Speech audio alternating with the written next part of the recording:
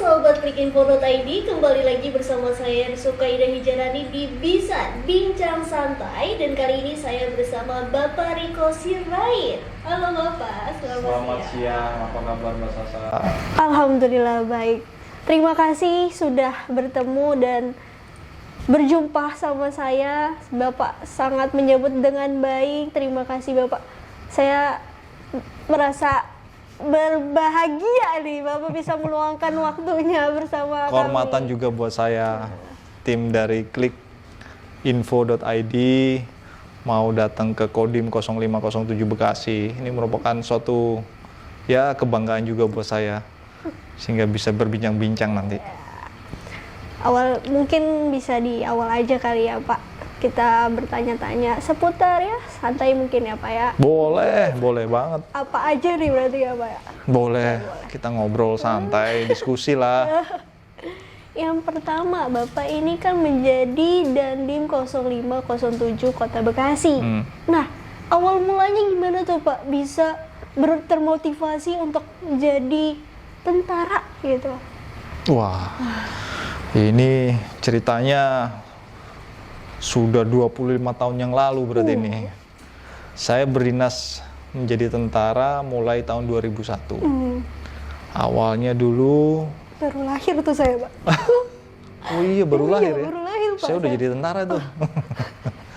Jadi ketika saya mau lulus SMA, saya melihat bahwa beberapa senior kakak kelas saya yang dulu satu SMA itu menjadi tentara melalui akademi militer ya.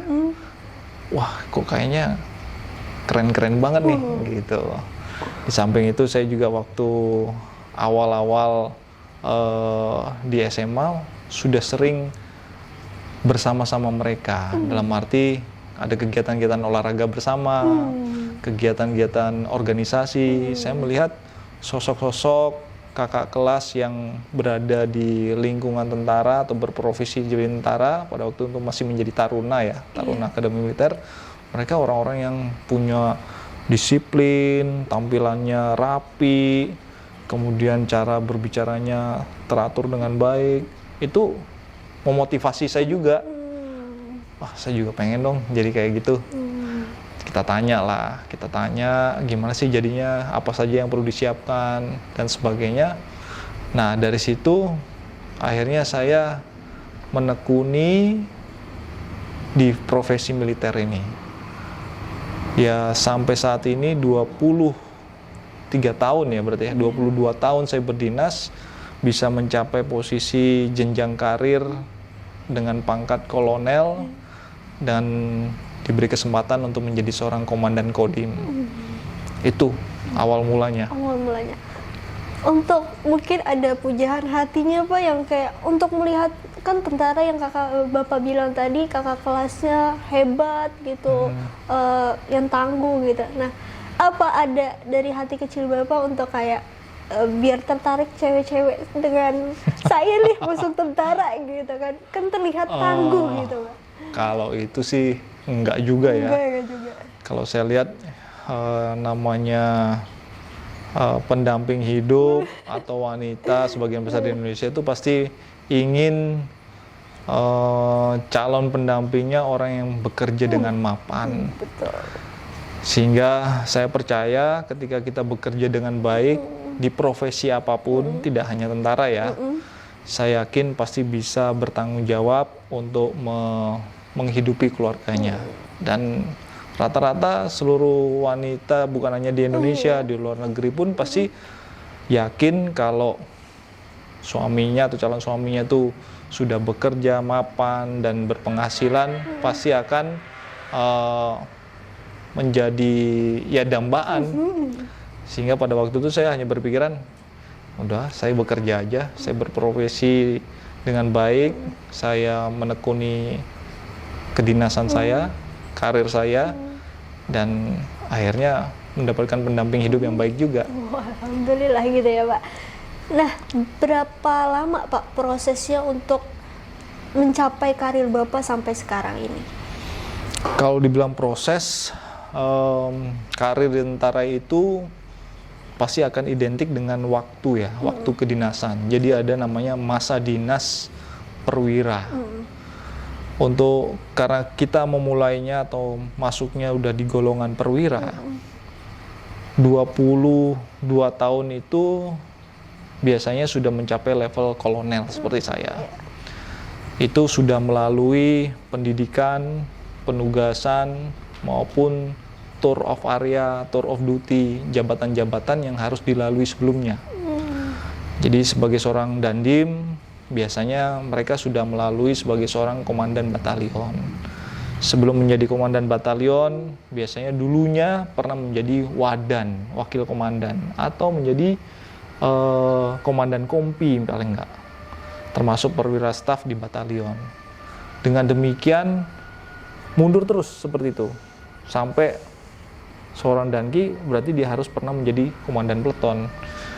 Jadi seleksi karir di tentara itu sangat-sangat kuat ya, dalam arti kita mencapai posisi level strategis seperti senior atau pimpinan-pimpinan kami di organisasi TNI AD itu pasti sudah melalui proses yang panjang, karena tadi masa dinas perwira termasuk karir yang dilalui dari awal dia melalui, tidak ujuk-ujuk kemarin baru letnan, besoknya udah jadi letnan jenderal, itu nggak ada. Tidak bisa. Jadi pasti dia akan melalui tahapan-tahapan dan periodisasi waktu sesuai dengan pola karir yang ada di tentara. Jadi sudah teruji. Dan itu sudah melalui seleksi yang luar biasa di pendidikannya, kemudian seleksi di kedinasannya tadi, termasuk tugas-tugas operasi. Banyak yang mungkin jatuh dan bangun lagi, ada yang jatuh akhirnya keluar, ada yang jatuh akhirnya harus berhenti dinasnya, ada.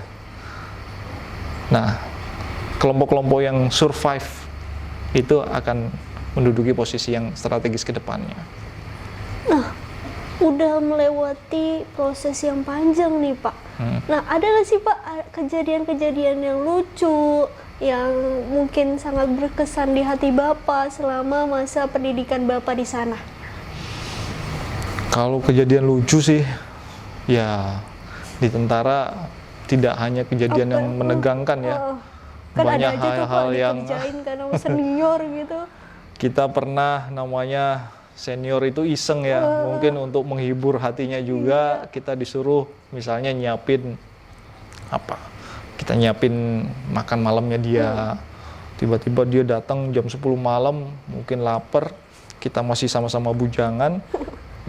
Disuruh, "Wah, kamu coba keluar dulu ke asrama, nanti keluar asrama nanti belikan ini ya, pecel lele," gitu kan. Padahal itu udah jam 10 malam, saya waktu itu tugas di Sadang Purwakarta. Waduh, jam 10 malam itu di Sadang itu udah kayak sepi banget, udah kota mati. Nah, nyari lah, kita bingung, nyari keluar. Terus ditanyalah sama perwira piket kan, kamu malam-malam kok keluar? Karena nggak enak, disuruh senior, tapi kok ditanya kenapa keluar, ya siap cari makan gitu kan. Cari makan buat siapa? Siap, buat saya. Kok banyak? Wah, bawahnya banyak gitu. Itu kok pecel lele ada 5. Siap bagi-bagi. Wah, udah. Mau nggak mau kita kan harus, ya bukan berbohong, tetapi untuk kebaikan dan menjaga, menunjukkan bahwa kita loyal, ya, tapi tidak juga mengganggu kedisiplinan. Ya kita harus bisa pinter-pinter lah dalam menunjukkan tugas kita, dalam menyelesaikan yang diberikan oleh senior kita. Itu terjadi sepanjang perjalanan karir kita, banyak hal-hal yang ya susah senang yang memang harus kita lalui, Mbak Sasa. Apakah itu yang menjadi salah satu Bapak bisa menjadi Dandim 0507 Bekasi ini Pak? Karena berkat ketekunan Bapak, terus Bapak patuh terhadap senior, apakah seperti itu Pak? Prinsipnya di tentara itu hanya 2 hal prinsipnya. Yang pertama adalah loyal, yang kedua adalah disiplin. Yang lain-lainnya kelebihan kita misalnya jago bahasa Inggris, jago komputer, jago nyetir, jago nembak, itu nomor sekian, Mbak. Yang utama tuh dua itu, loyal dan disiplin. Loyal itu apa? Ya ketika kita diberikan perintah, diberikan tugas, ya kita harus tuntas. Harus menyelesaikan tugas itu dengan baik.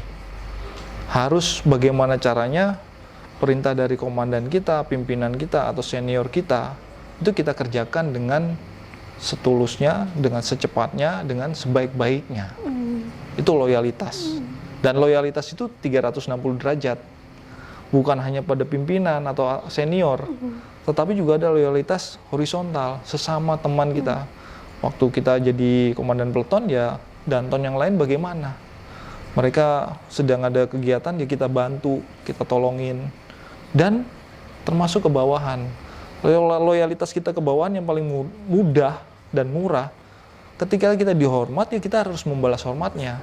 Itu wujud loyalitas kita. Belum lagi ketika kita harus ada anggota yang sakit, istrinya sakit, anaknya sakit, ya kita datang. Itu wujud kita loyalitas pada anggota kita, pada bawahan kita, bahwa sebagai pimpinan kita ada untuk mereka. Jadi loyalitas itu adalah bagian yang sangat terpenting dari dunia militer. Yang kedua, disiplin tadi. Disiplin dalam tentara itu ada aturan tertulis dan tidak tertulis. Ketika kita bisa mengikuti aturan, undang-undang, ataupun mulai dari yang pertama kan Sabta Marga, Sumpah Prajurit, 8 wajib TNI, belum lagi peraturan-peraturan yang ada di dalamnya. Ada namanya peraturan penghormatan militer BPN, ada peraturan dinas garnisun dan sebagainya lah. Itu merupakan koridor bagi seorang prajurit dalam melakukan dinasnya. Kenapa ada koridor itu? Karena seorang prajurit itu punya kemampuan yang luar biasa, kemampuan membunuh, kemampuan menembak, kemampuan membuat bom, membuat yang bisa mengakibatkan kehilangan nyawa. Kalau tidak digonding atau diberikan koridor yang tepat, bahaya. Sehingga makanya kita harus diberikan pedoman-pedoman dalam berdinas. Disitulah dituntut disiplinnya militer. Disitulah dituntut seorang prajurit harus disiplin. Kalau dia tidak disiplin, dia gerombolan dirinya. Dia adalah kelompok yang berbahaya dan bisa menimbulkan keributan karena mereka tidak ada aturan yang mengikat. Makanya saya bilang yang pertama itu adalah loyal dan disiplin. Kalau dia jago ini, jago itu dan sebagainya, itu memperkaya personel tersebut, memperkaya pribadi tersebut, sehingga kemudian hari mungkin itu yang akan menjadikan dia sebagai seorang pemimpin di kemudian hari, menjadi seorang prajurit yang baik di kemudian hari. Namun dasarnya dua. Dari dasar itu yang Bapak pegang prinsip dan loyalitas, terus juga disiplin. Nah, apa yang sudah Bapak dedikasikan kepada Kodim 0507 Kota Bekasi selama Bapak menjabat ini, Pak? Baik, saya di sini 5 bulan, sudah 5 bulan. Saya memberikan pedoman bagi anggota saya bahwa dalam berdinas, dalam bekerja, yang utama adalah loyalitas dan disiplin. Tugas pokok kita banyak, tugas tambahan kita lebih banyak lagi, tetapi kalau semuanya bisa kita pilah, prioritaskan, kemudian kita kerjakan satu demi satu, hari demi hari, itu pasti akan tuntas. Nah, saya sampaikan kepada prajurit Kodim 0507 Bekasi, kita harus melakukan satu hari satu kebaikan. Minimal tuh. Dalam sehari dia harus berbuat minimal satu kebaikan.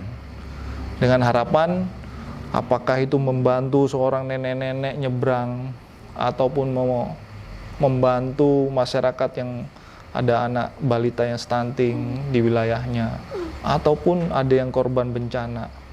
Itu minimal pasti bisa dilakukan oleh seorang prajurit Kodim 0507 Bekasi.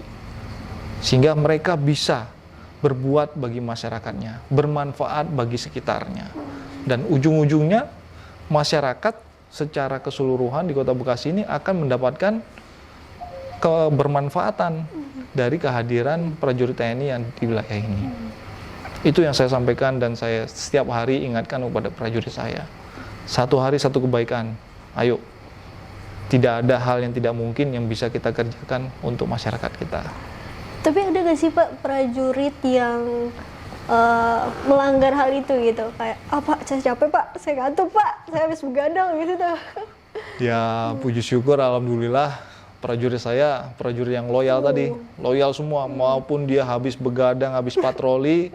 Ketika kita bilang, wah hari ini ada kunjungan dari Panglima misalnya, mereka pasti siap, mereka pasti wah bangun, bangkit, apel pagi, langsung menyiapkan sesuai dengan tugas yang kita berikan.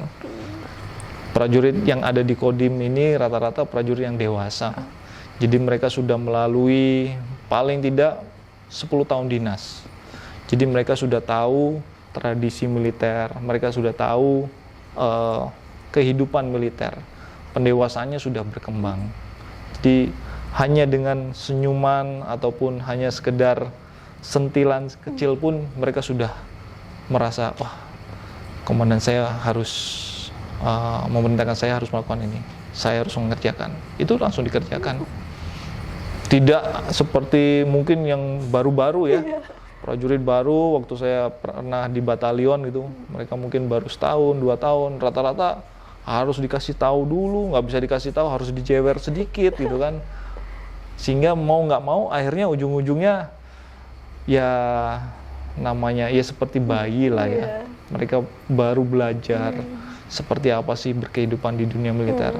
Itu awal-awalnya pasti akan perlu diberikan pembinaan seperti itu. Tapi kalau yang di sini sebagian besar mereka adalah prajurit yang sudah dewasa, jadi tidak sulit untuk mengajak dan mengarahkan mereka untuk mencapai tugas-tugas yang diberikan. Bapak sudah berkarir di TNI ini udah puluhan tahun nih Pak. Tapi apakah dalam diri Bapak itu tidak mengikuti jenjang ayah yang kabarnya seorang jurnalis nih Pak? Wah kan bertolak belakang nih Pak. Kok bisa? Sebenarnya tidak juga ya. Kalau dibilang bertolak belakang, saya dalam kedinasan saya 23 tahun di dunia militer, ternyata ada jejak-jejak jabatan saya di Dinas Penerangan Angkatan Darat. Jadi saya sempat bertugas sebagai kabak media online. Jadi tahun 2016 itu saya menyiapkan bahan-bahan pemberitaan ya, yang akan kita sampaikan kepada rekan-rekan media online. Terus seiring waktu ternyata mungkin itu menjadi dunia saya yang saya tekuni dan kebetulan memang diwariskan mungkin ya sama ayah saya. Saya juga akhirnya masuk lagi ke Dispenat setelah beberapa tahun meninggalkan Dispenat. Tahun 2021 saya balik lagi sebagai kabak liput. Liput itu berarti kita mencari berita, pemberitaan tentang pimpinan kita syuting videonya, kita ambil gambar-gambarnya, kita susun pemberitaannya, kita berikan pada teman-teman media di situ.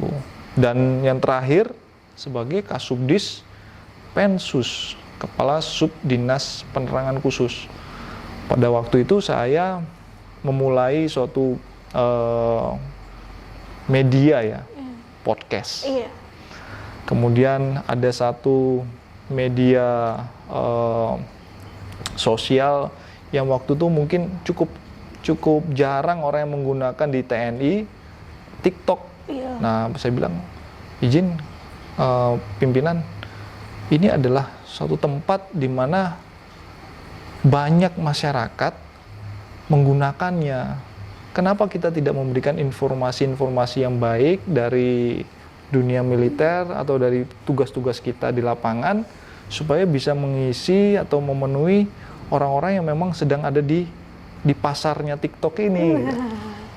Wah, pimpinan setuju tuh. Udah, kita buka akun baru TikTok, jadi akun resminya TNI Angkatan Darat. Nah, di situ kita buatkan video-video klip mungkin 30, maksimal 45 detik, dan banyak ternyata yang mengikuti jadi followernya, subscribernya. Jadi Kalau dibilang tadi bahwa saya berlawanan dengan pekerjaan atau profesi ayah saya sebelumnya sebagai wartawan, tidak juga. Ternyata ada bagian-bagian di dunia militer yang sangat bersentuhan secara langsung dengan media. Salah satunya di Dinas Penerangan Angkatan Darat. Bahkan sekarang pun saya selaku Dandim pun saya dekat sama media. Karena saya merasa nyaman. Saya merasakan bahwa media adalah bagian daripada saya mencapai tugas pokok saya. Jadi saya mengajar rekan-rekan media untuk, ya sekarang lagi musim pemilu ya, sedang tahun politik. Saya mengajar rekan-rekan media supaya memberitakan hal-hal yang positif, hal-hal yang memang aktual. Jangan menciptakan opini yang akhirnya salah dan amit-amit malah menimbulkan konflik di masyarakat. Jadi saya ajak media supaya mereka lebih terketuk lah hatinya. Jangan cuma memberitakan sesuatu yang men-trigger atau memicu supaya satu kelompok merasa disakiti. Atau bahkan beritanya belum tuntas atau belum utuh udah diberitakan sehingga menimbulkan konflik. Itu yang saya sering ajak diskusi teman-teman media supaya lebih bijak dan lebih menyiapkan dengan baik supaya bertanggung jawab dengan pemberitaan yang dia lakukan. Nah, untuk ama media itu apakah menjadi program dari Kodim sendiri atau bagaimana, Pak? Kalau dibilang program, tidak ya, karena tidak ada anggarannya, tidak ada anggaran khusus untuk kita melakukan bekerja sama dengan media, itu tidak ada. Jadi hubungannya karena hubungan kedekatan. Kita sering ketemu, kadang-kadang pas lagi pengamanan pertandingan sepak bola gitu ya, kita ngopi dulu bareng, ngobrol. Gimana, ada berita apa nih atau apa, atau pada saat saya ada kegiatan kayak kemarin karya bakti, teman-teman media kalau ada yang punya waktu luang datang ya, besok jam 7 kita karya bakti di pasar Bantar Gebang, yang datang nanti kita makan soto bareng ya. Wah, datang tuh banyak tuh, kita habis kerja bakti gitu makan soto bareng. Hal-hal kayak gitu yang kita lakukan. Selain mereka juga dapat berita, bahan ya, mereka juga merasakan ada ruang komunikasi dengan pejabat TNI, militer yang ada di wilayahnya. Saya pun merasakan manfaatnya sangat baik sekali. Mungkin yang kita lakukan kalau tidak diberitakan cuma yang tahu orang yang di pasar aja kan. Tapi dengan adanya pemberitaan dari mereka, orang di Papua, teman-teman saya yang ada di Aceh, di kota-kota lain juga, kamu ada ini ya, lagi bersih-bersih di pasar Bantar. Iya, baca di mana? Di detik.com. Woi, senang banget tuh kan. Oh iya. Nah, itu kita manfaatkan supaya memberikan pemahaman juga pada masyarakat bahwa TNI itu dekat dengan rakyat, berusaha untuk mengatasi kesulitan masyarakatnya. Karena kegiatan karya bakti itu kan memang tujuannya untuk mencegah terjadinya banjir. Ini udah musim hujan. Belum lagi kalau airnya genang karena sampahnya numpuk, jadi bibit penyakit, demam berdarah dan sebagainya. Nah, syukur-syukur bisa mendorong wilayah lain juga melakukan hal yang sama kan. Syukur-syukur masyarakat pun, gaya hidupnya jadi lebih bersih. Bukan cuma sesama tentaranya, tapi masyarakat juga, iya, Pak tentara aja bantuin kita bersihin, kita juga bersih-bersih yuk, gitu. Itu, kita memicu itu ya, mendorong itu. Baik. Nah, untuk kedekatan dengan masyarakat nih Pak, seperti tadi kerja bakti ya Pak ya. Nah, ini kan musim pemilu juga di 2024. Nah, bagaimana antisipasi atau program dari Kodim 0507 di Kota Bekasi ini Pak? Takutnya ada kericuhan dan segala macamnya, kan kita nggak ada yang tahu nih Pak. Seperti apa Pak? Jadi Mbak Sasa, tugas pokok Kodim, khususnya saya di Kota Bekasi, itu dari komando atas kita tuh melakukan pembinaan teritorial. Pembinaan teritorial tuh bagaimana kita membina ruang, alat, dan kondisi ya yang ada di wilayah supaya menjadi sumber daya yang bisa kondusif, yang bisa menunjang jalannya pembangunan, supaya menimbulkan kemandunggalan TNI dengan rakyat. Ujung terakhirnya dari kemandunggalan TNI dengan rakyat itu adalah ketika terjadi hal yang sifatnya kontingensi itu amit-amit perang gitu ya, atau bencana alam, kita tuh sudah menyatu dengan masyarakat kita. Kita tahu, oh, Pak Ahmad dia punya alat berat untuk membantu membuka jalan yang sedang tertutup ini. Oh, Pak Budi dia punya perlengkapan yang bisa memperbaiki truk-truk atau kendaraan tempur yang dimiliki oleh tentara, karena dia punya bengkel. Sehingga pada waktu terjadi kontingensi tadi, kita tahu, oh, Pak Budi, tolong ya, ini tolong diperbaiki. Pak Ahmad, tolong dibawa ya perlengkapannya, nanti kita akan membantu masyarakat yang sedang terjebak karena banjir, karena gempa. Jadi kita sudah menguasai wilayah tersebut, memahami dan punya hubungan yang istilahnya ikatan batin yang kuat dengan masyarakatnya. Disitulah tugas komando kewilayahan, dari Kodam, Korem, kami di level Kodim. Kodim saya itu membawai 5 koramil. Tiap-tiap koramil itu punya babinsa. Jadi satu kelurahan itu ada 3 babinsa. Mereka kenal tokoh-tokoh masyarakat. Mereka tahu di daerah mana yang ada peternakan, ada pertanian, yang ada perekonomian pasar dan sebagainya. Mereka menguasai wilayahnya. Sehingga ketika terjadi kontingensi, mereka bisa memberikan masukan pada saya. Jeng Komandan, di sini ada sumber daya yang bisa digunakan kalau terjadi banjir. Pak Budi tadi punya perahu karet, Komandan, karena dia hobinya rafting misalnya gitu kan. Hal-hal itu yang kita lakukan dalam pembinaan teritorial itu. Sehingga bagaimana mengantisipasi yang tadi disampaikan dalam rangka pemilu itu, kita sudah menguasai wilayah, melakukan manajemen teritorial, kita sudah silaturahmi dengan tokoh-tokoh agama, tokoh masyarakat, tokoh pemuda. Kita tahu dan kenal tokoh ormas, kita kenal baik. Jadi ketika mereka terjadi konflik satu sama lain, kita tinggal, sudahlah, kenapa mesti konflik? Ini kan kampung kita, ini kan wilayah kita. Jangan bawa masalah itu ke kampung kita. Beda boleh.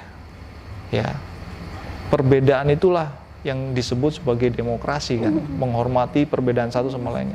Tapi jangan sampai perbedaan itu mengakibatkan pertikaian, menyebabkan perpecahan. Jadi harus dikontrol, harus di-manage dengan baik supaya lingkungannya tetap kondusif, aman, nyaman. Masyarakat melakukan pesta demokrasi, ini kan pesta nih, pemilu tuh. Betul. Jangan sampai takut keluar, takut ke mall, takut ke pasar, karena apa? Wah, di sana nanti ada begal gitu, atau ada ormas sama ormas ini dan ormas itu kelahi. Takut. Kita ciptakan kondisi yang nyaman, sehingga masyarakat bisa happy, gembira, mereka wah asik, tanggal 14 saya akan nyoblos, saya bebas menyalurkan aspirasi saya bebas untuk memilih presiden saya, legislatif saya, tanpa ada paksaan, tanpa ada ini.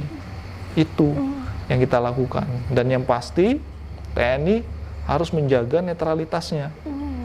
Sesuai amanat Undang-Undang Nomor 34 Tahun 2004 tentang TNI, kita tidak boleh berpolitik praktis. TNI itu sangat-sangat dilarang untuk mendukung, menyokong, atau menghambat kelompok manapun. Sehingga kita harus menjaga netralitas itu sebaik-baiknya, mulai dari seluruh jajaran, termasuk keluarga kita pun harus netral. Kita memang tidak punya hak pilih, tetapi keluarga kita kan ada. Cuma mereka selaku keluarga, selaku istri, mereka juga harus bijak dalam bermedia sosial, dalam menyampaikan aspirasinya. Mereka ada aturan-aturan yang menjadi koridor. Itu yang kita lakukan supaya suasana aman tadi. Gitu Mbak Sasa. Untuk perbedaannya, kan sebelumnya flashback ke belakang dulu sebentar ya Pak. Bapak pernah di Cilegon ya Pak ya, bertugas di Cilegon. Betul. Nah, itu perbedaannya di Kota Bekasi dalam membina masyarakatnya seperti apa nih Pak? Oke. Jadi Indonesia kan dari Sabang sampai Merauke, dari Pulau Miangas sampai Pulau Rote, ya. Tiap-tiap pulau atau tiap-tiap daerah itu ada adat istiadatnya, ada kearifan lokalnya. Kalau di tentara bilang tipologi wilayahnya itu berbeda-beda. Keberhasilan kita di satu tempat dalam melakukan pembinaan teritorial belum tentu bisa diterapkan di tempat yang lain. Sesuatu yang dilakukan di daerah misalnya pinggir laut, tidak mungkin bisa kita lakukan juga di gunung tengah gitu kan, di Papua, di pegunungan. Belum tentu. Apalagi adatnya beda-beda, budayanya juga beda. Pembelajarannya mungkin Cilegon sama Bekasi tidak terlalu berbeda, masih dekat. Tapi ada hal-hal kearifan lokal yang dimiliki oleh masyarakat Cilegon yang harus kita hormati, yang harus kita junjung tinggi. Di Bekasi berbeda lagi, lebih kepada budaya Betawi ya, masyarakatnya Nyablak ya lebih heterogen lah kalau saya bilang. Karena saya bilang Kota Bekasi itu representasi dari Indonesia secara keseluruhan, karena semua suku bangsa ada di Kota Bekasi. Karena banyak orang dari pulau-pulau lain, dari timur, barat, itu ada di Kota Bekasi untuk bermata pencarian atau sekolah. Di Cilegon kelompoknya lebih homogen, lebih banyak masyarakat Banten. Ya, ada sih karena industri banyak di situ ya, mungkin dari luar ada, tapi tidak seheterogen Bekasi, sehingga penanganannya atau pembinaan teritorial yang dilakukan pun mungkin sedikit berbeda dengan yang saya lakukan.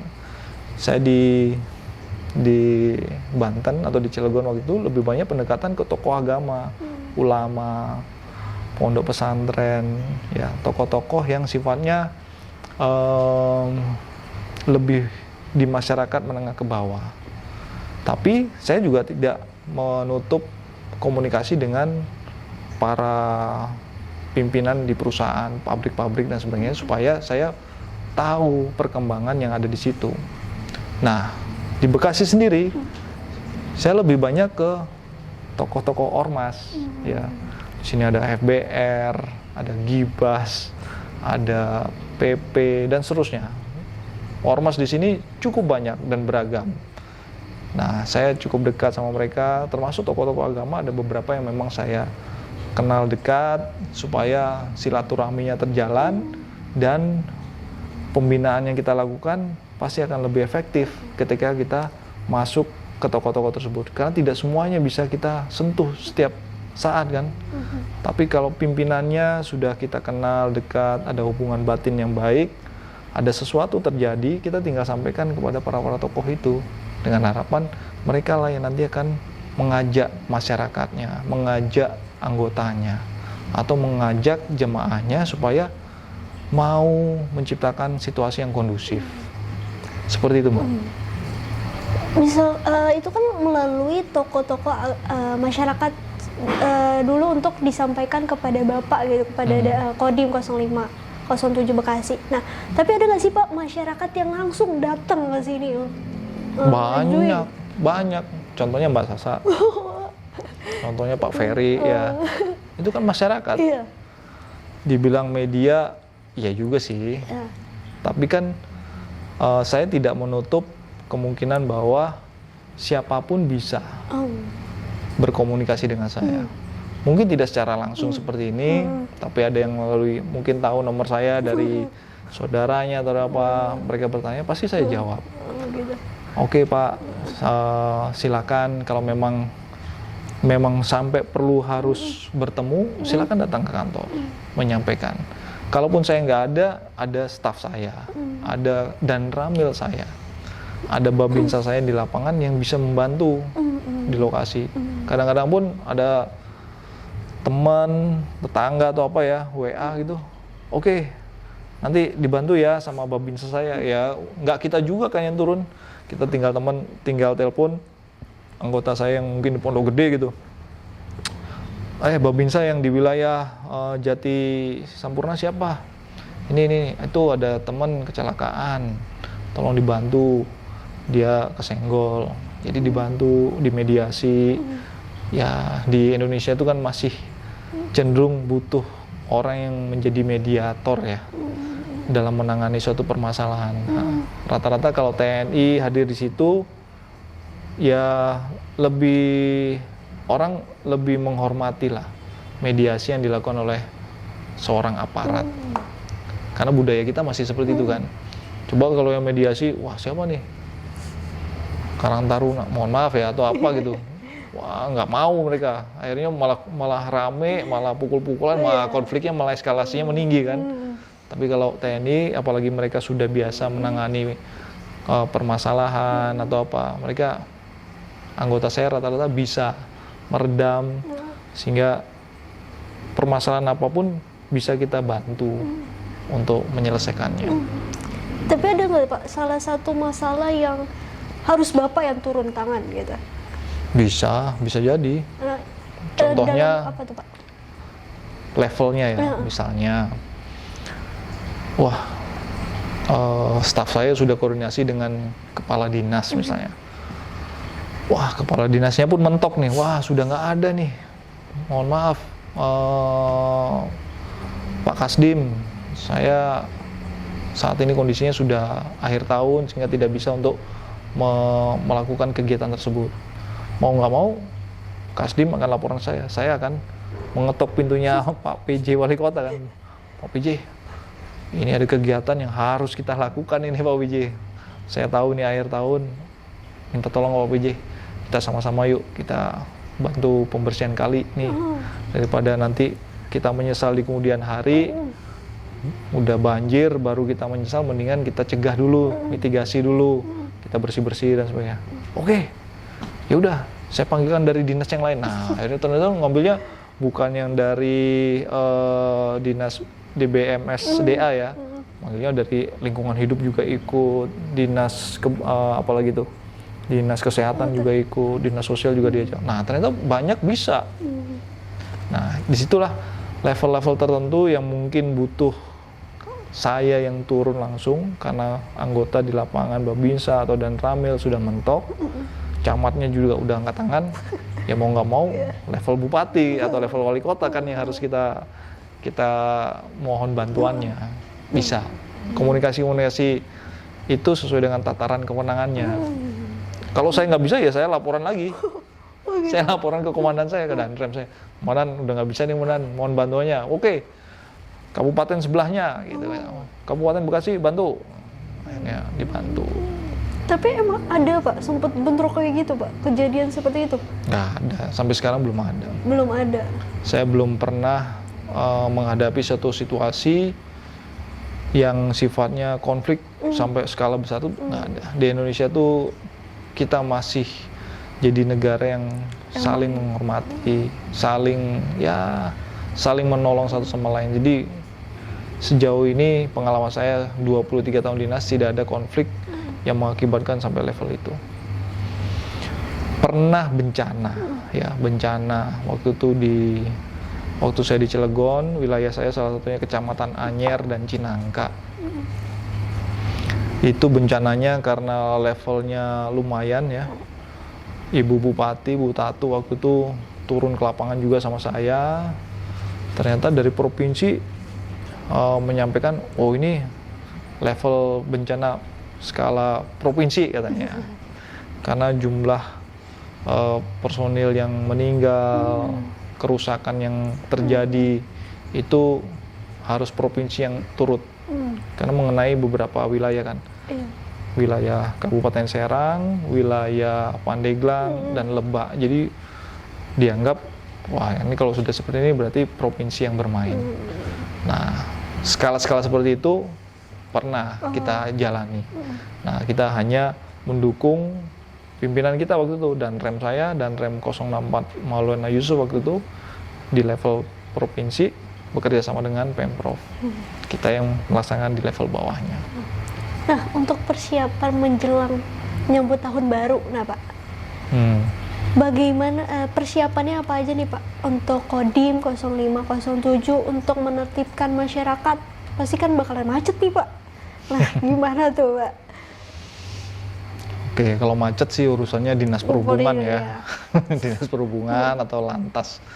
Tapi kita lebih cenderung bagaimana kemarin, tadi pagi saya sudah diajak rapat sama Kapolres terkait persiapan Nataru ya, Natal dan Tahun Baru. Di wilayah Kota Bekasi ini karena pelintasan ya, banyak warganya, warga Jakarta mau ke Bandung dan sebaliknya. Kita harus memastikan bahwa daerah pelintasan tersebut dalam kondisi yang kondusif, dalam arti bisa dilalui oleh perjalanan kendaraan. Termasuk juga saya biasanya kalau tahun baru gini, masyarakat kan banyak yang berlibur keluar kota. Kita melakukan kegiatan-kegiatan patroli, rencananya pada menjelang Natal dan Tahun Baru itu supaya menciptakan suasana kondusif.